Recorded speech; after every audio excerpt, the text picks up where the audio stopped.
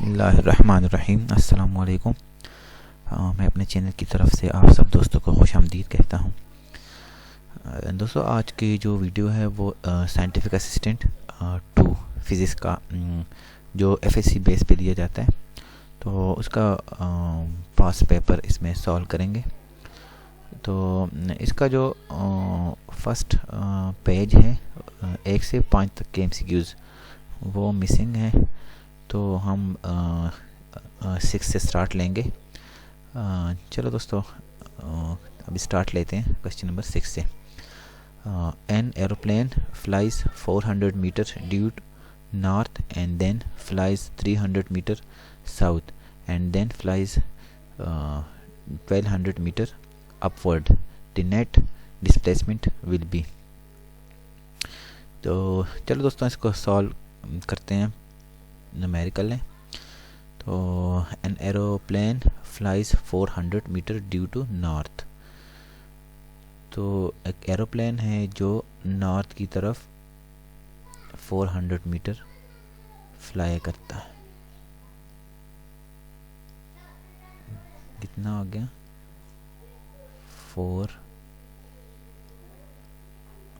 400 metre.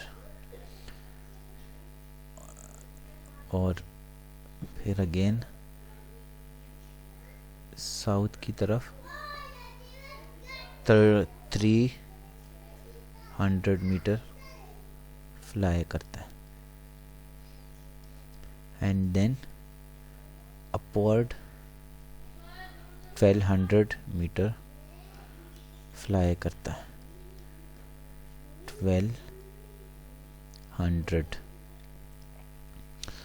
तो ये हमारे पास एक एंगल बन जाता है, इसको हम नाम देंगे थीटा का। और ये हमारे पास हो जाएगा ए, ये हो जाएगा बी, ये हो जाएगा सी और ये डी। तो ए बी हमारे पास हो गया, ए से लेकर बी तक का डिस्टेंस, ए से बी। तो ये है हमारे पास 400। और फिर है बी से सी, बी से सी। तो बी सी हो गया 300।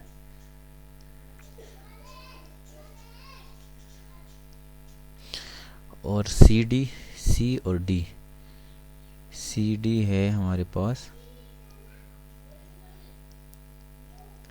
1200।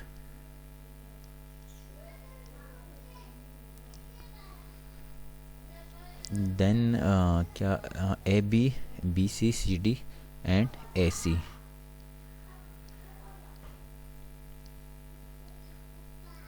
ए तो दोस्तों ए सी कितना हो जाएगा? 400 माइनस 300। तो कितना डिस्टेंस बचता है हमारे पास? यहाँ से यहाँ तक का डिस्टेंस है 100 मीटर।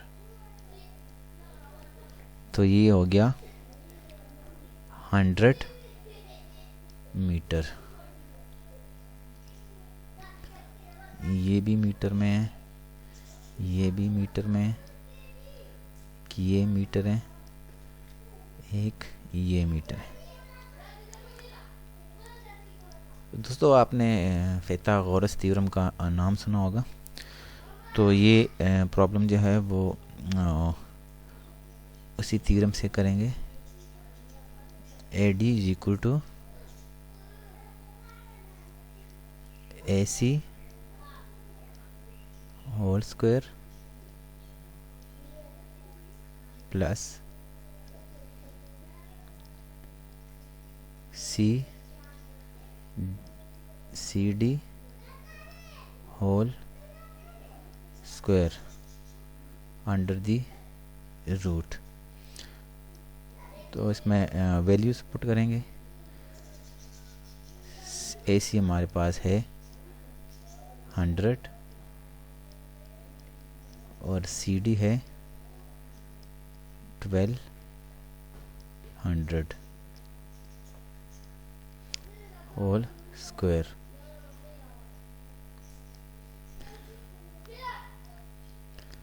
तो ये हमारे पास इसको सॉल्व करने के बाद वैल्यू हमारे पास आ जाएगी 145,0,0,0 एंड 0 अंडर दी रूट। तो टोटल इसका अंडर रूट लेने के बाद वैल्यू हमारे पास आती है 12,0,4 और पॉइंट समथिंग।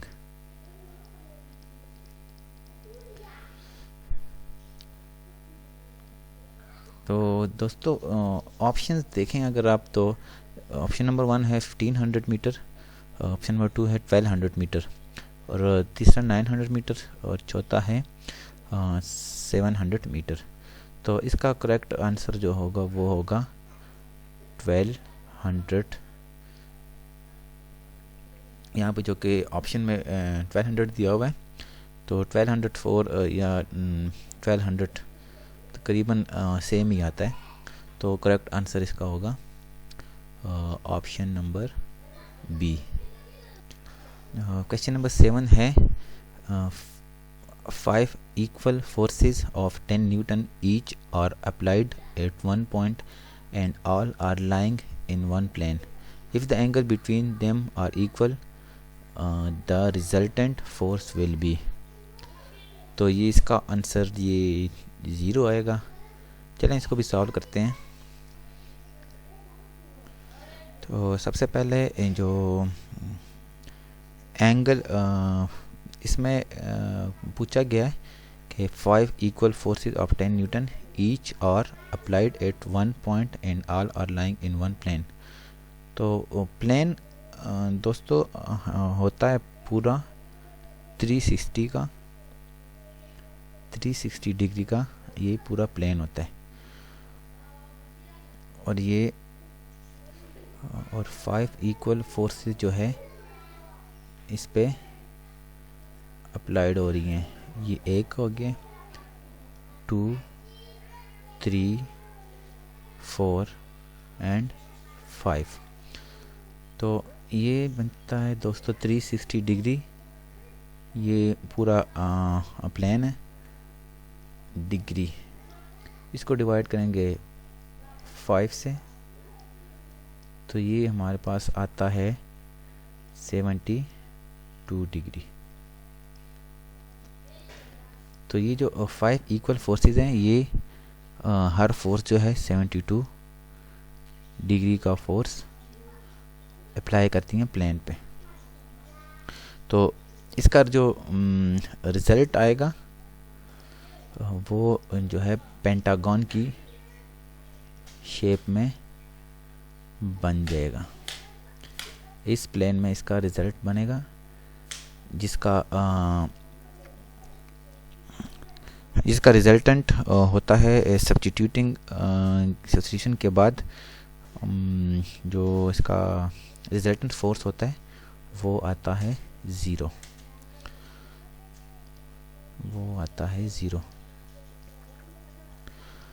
तो इसका जो 7 का आंसर है वो है 0। Option number 3 is correct. 8 number question है torque acting on a body determines. जिस बॉडी पे टॉर्क अप्लाई हो रही हो तो वो हमें क्या देती हैं? Angular acceleration. C is the correct option. Question number 9 है a body will be in complete equilibrium when it is satisfying. First condition, second condition, both first and second condition, and 4 is impossible. दोस्तों आपको पता होगा कि equilibrium के 2 condition होते हैं। एक the sum of all torque is 0 and दूसरा है the sum of all force is 0। तो जब तक दोनों सेटिस्फाई नहीं होंगे तो हमारे पास बॉडी कंप्लीट इक्विलिब्रियम में नहीं होगी। तो option number C is correct, both first and second condition. Question number 10 है a central force is that which can't produce torque. तो सेंट्रल फोर्स उसको कहते हैं जिसमें टॉर्क प्रोड्यूस नहीं होती है, तो option B is correct. Option number 11 है क्वेश्चन नंबर 11 है it is easier to turn a steering wheel with both hands that with a single hand because. इसका मतलब है कि हम अगर दोनों हाथों से स्टीयरिंग पकड़े तो वो हमारे लिए इजी होता है बजाय एक हाथ से पकड़ने के। तो ये क्यों होता है ऐसा? तो ऑप्शन है accelerating force increase on wheel, two forces acts on wheel, two hands provide firm grip and fourth है couple acts on the wheel. तो option 4 is correct option. Question number 12 है when velocity time graph is a straight line parallel to time axis then. इसका मतलब है कि जब velocity time graph straight line में होता है, टाइम एक्सिस के बिल्कुल पैरेलल होता है, तो तब क्या होता है? तो ऑप्शन है एक्सेलरेशन इज़ कांस्टेंट, सेकंड है एक्सेलरेशन इज़ वेरिएबल, थर्ड है acceleration is zero, velocity is zero. तो इसमें third option correct option, acceleration is zero. Question number 13 है a body is moving in a circle at a constant speed, which of the following statement is true about the body. इसका मतलब है कि जब एक body circle में constant speed के साथ मूव कर रही हो तो कौन सा स्टेटमेंट इसके लिए करेक्ट होगा, ट्रू होगा? There is no acceleration, there is a force acting on a tangent of circle sorry to circle, there is a force acting away from the centre of the circle, and fourth है there is a force acting towards the centre of the circle. तो option 4 is the correct option. Question number 14 है when a person walks along east then the force of friction is along। Option है east west, anywhere from east to west, anywhere from north to south. तो दोस्तों आपको पता होगा कि जब हम वॉक करते हैं या कोई फोर्स अप्लाई करते हैं तो फ्रिक्शन फोर्स जो है वो अपोजिट डायरेक्शन में अप्लाइड होती है। तो अगर एक बंदा ईस्ट की तरफ वॉक कर रहा हो तो फ्रिक्शन फोर्स वेस्ट की तरफ लगेगा, अपोजिट लगेगा। तो इसका करेक्ट ऑप्शन है west, option number B. Question number 15 है when a horse pulls a cart the force that makes the horse run forward is the force exerted by. इसका मतलब है कि जब एक हॉर्स जो है वो कार्ट को पुल कर रही हो, the force that makes the horse run, तो जो फोर्स हॉर्स को आगे की तरफ मूव करने में इसकी हेल्प कर रही हो तो वो कौन सी फोर्स होगी? The horse on the ground, the cart on the ground, the ground on the horse, the ground on the cart. तो करेक्ट ऑप्शन है the ground on the horse. ये न्यूटन जो थर्ड लॉ है, every action have always equal and opposite reaction, तो ये उस base पे the ground जो है वो हॉर्स पे फोर्स एक्सर्ट करती है। क्वेश्चन नंबर 16 है Newton's law do not hold good for particle. तो ऑप्शन है at rest, moving slowly, move and high, with high speed, none of the above. तो इसमें से कोई भी ऑप्शन करेक्ट नहीं है। करेक्ट ऑप्शन है move with velocity comparable to velocity of light.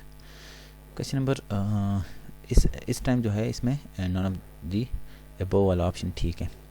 Question number 17 है why does an object falling in earth gravitational field reach a steady velocity. तो करेक्ट ऑप्शन इसका है air resistance increases with increase in velocity.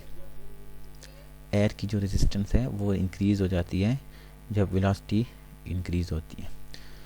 तो option A is correct. Question number 18 है when a body moves in straight line then its displacement coincides with the question, option number A is the correct option, distance is the correct option. Question 19 when car takes turn around a curved road the passenger feel a force acting on them in a direction away from the center of curve. It is due to question option है centimetre force, gravitational force, their inertia, and fourth one is centrifugal force. तो ये option number 3 is the correct, their inertia. कि जब हम road पे जा रहे होते हैं, आगे से कर्व आता है तो पैसेंजर एक दूसरे की तरफ मूव हो जाते हैं, तो वो किस वजह से होता है, वो देयर इनर्शिया की वजह से। क्वेश्चन नंबर 20 है, a body is falling freely under gravity, how much distance it falls during an interval of time between first and second seconds of its motion, take g is equal to 10 metre पर second square. चले इसको भी solve करते हैं। जी हमारे पास है is equal to 10 metre पर second square.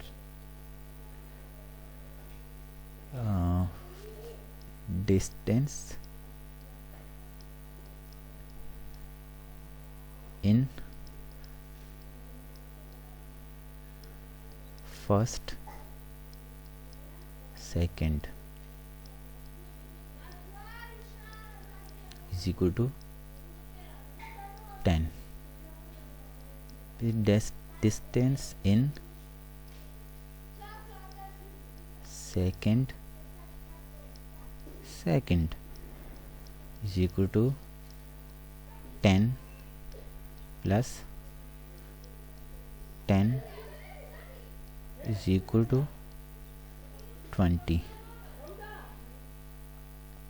तो एवरेज लेंगे अब इसका,